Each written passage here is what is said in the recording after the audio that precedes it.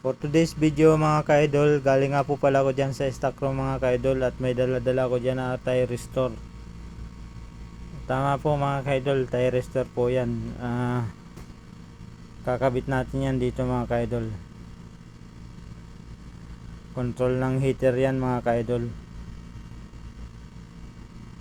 Bali, linyang to mga ka-idol ay linya ng layer cake namin dito.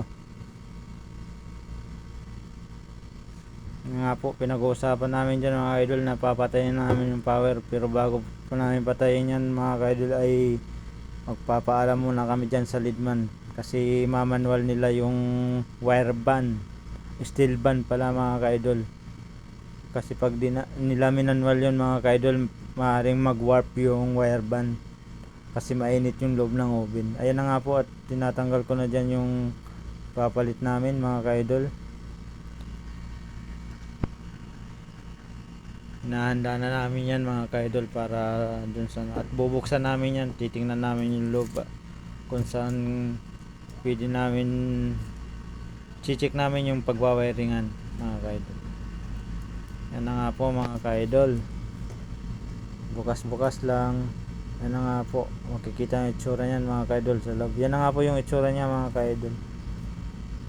May PCB board para sa control niya mga ka-idol, at yung kikita nyo dyan na bronze, doon namin kakabit yung input saka output ng output supply saka input.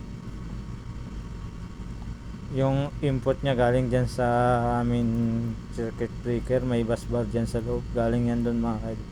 At yung output ay papunta naman sa amin heater mga ka-idol.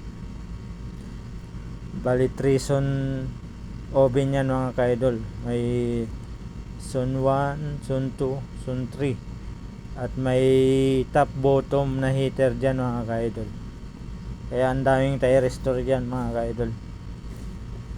Ayan, mga wiring dyan mga ka-idol ay sa ilalim yun, sa labat na. Ayan mga ka-idol, at sinimulan na namin baklasin yan mga ka-idol. Yan, nabaklas ko na yung mga tornilyo ng base dyan mga ka-idol, saka yung wiring pala dyan para mapalitan na natin mga ka-idol. Po ba, tinitipan ko pala muna yan mga ka-idol kasi patatakbuhin daw muna saglit, i-on uli namin yan mga ka-idol. Yan nga po, para paikutin yung wire steel band. Yan, tiningnan ko nga pala dyan mga ka-idol yung sa likod. Nasa likod kasi nyan mga ka-idol yung wire band, sa likod ng control panel na yan, dun sa kabilang side. Ayun, at natanggal ko na yan mga ka-idol. Ayun na nga po mga ka-idol, tanggal na.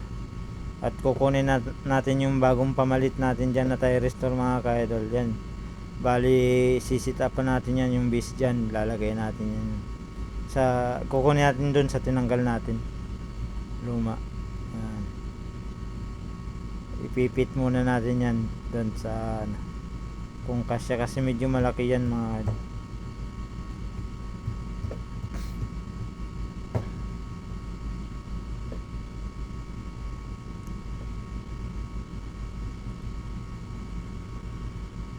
di pa nga kami dyan nananghalian mga ka-idol. Alas 12 na mga ka-idol ng tanghali. Ganun talaga tayo mga ka-idol, pag technician ka, may tawag kahit lang anong oras, kailangan puntahan agad para yung downtime malisin natin.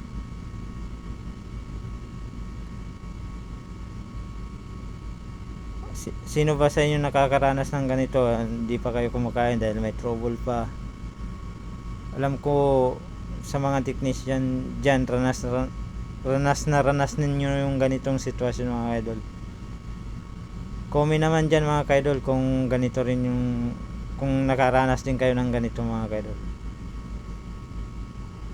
kung isa kayong technician dyan mga ka-idol. Yan, kakasa na namin dyan mga ka-idol. Kinasa ko na nga yan mga ka-idol. Yan, ipipix na namin yan para yung wiring naman ang susunod dyan mga idol.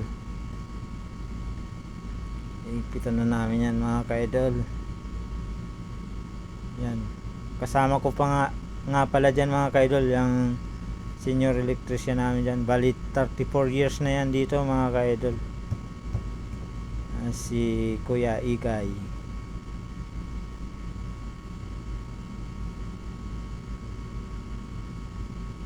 Yan, kukunin ko na dyan yung mga control wire namin para wiringan na natin yung control niyan.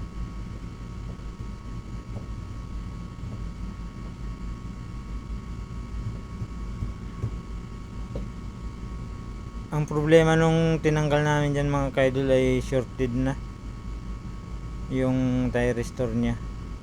Kahit napatayin na namin yung control nya, mayroon pa rin mga kaidol na output. Dapat mawawala yun mga kaidol. Pag sinukatan mo ng amperahe, mayroon pa. Kaya nag-decide kami na palitan na. Yan nga po mga kaidol, at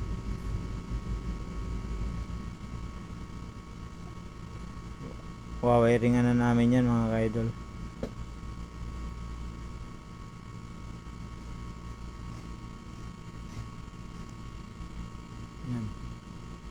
Yan talaga mga kaidol, kailangan na mapabilis yan mga kaidol, kasi para hindi humaba yung downtime natin dyan. Kaya dalawa na kaming kumikilos dyan mga kaidol, kahit na masikip, para mapabilis.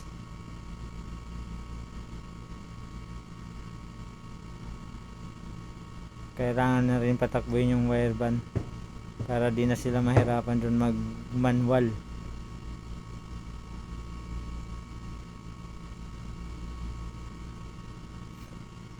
Ayan.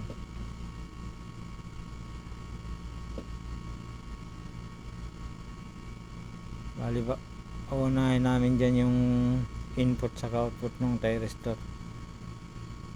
Yun muna, yun kinukuha ng kasama ko mga kaidol. Yun muna ang unahin namin na ilagay dyan para isunod yung control, yung sa PCB board, para hindi na sagabal. Yan, binabaluktot ko na yung wire dyan mga kaidol. Hinuhugot ko kasi medyo kapos. Yan, gigil ako dyan, oh. Yan, nahugot ko na ng konti, sumakto na dun, kaya lalagay na namin yan mga kaidol.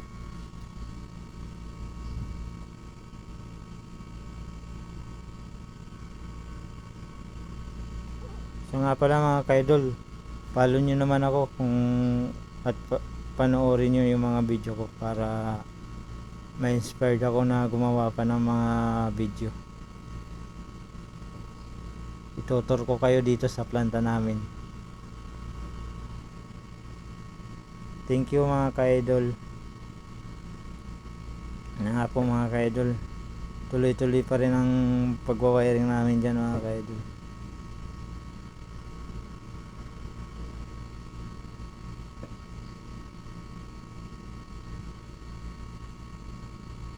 Pa-share na rin po ng video ko mga ka-idol. Thank you. God bless.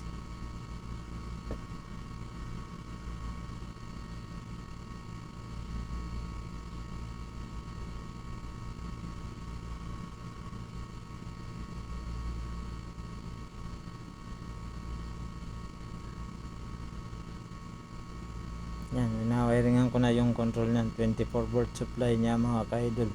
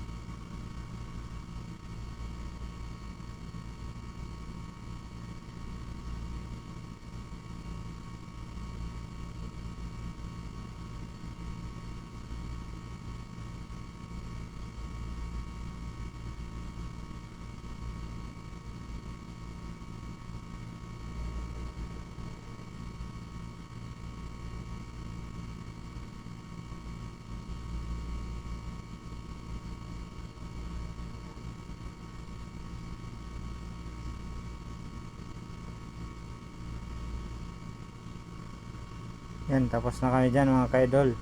Ready for testing na yan. Yan na, lalagay na namin yung cover dyan mga ka-idol, para protection niya sa board niya. Cover talaga yan, anti-restore. Medyo nahirapan pa nga ako dyan mga ka-idol, pasok kasi yung board, kasama yung board dun sa ilalak niyan cover na yan.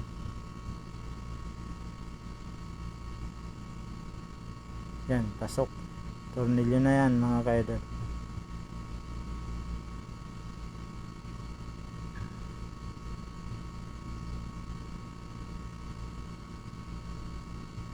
Yan, ready for testing na yan mga ka-idol. Tapos na yan. I-on na natin yan yung main breaker niya mga ka-idol. On na natin yan mga ka-idol.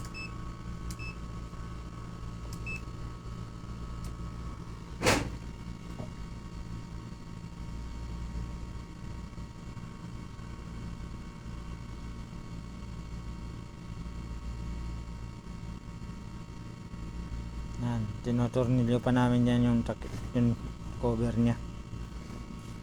Yan, let's get it on. Testing. Yan. Ewan ko na dyan yung main breaker namin mga ka-idol. Bababa muna kita kasi on ko yung breaker. Medyo mabigat yan. Malaki yan mga ka-idol. Here we go. Bang.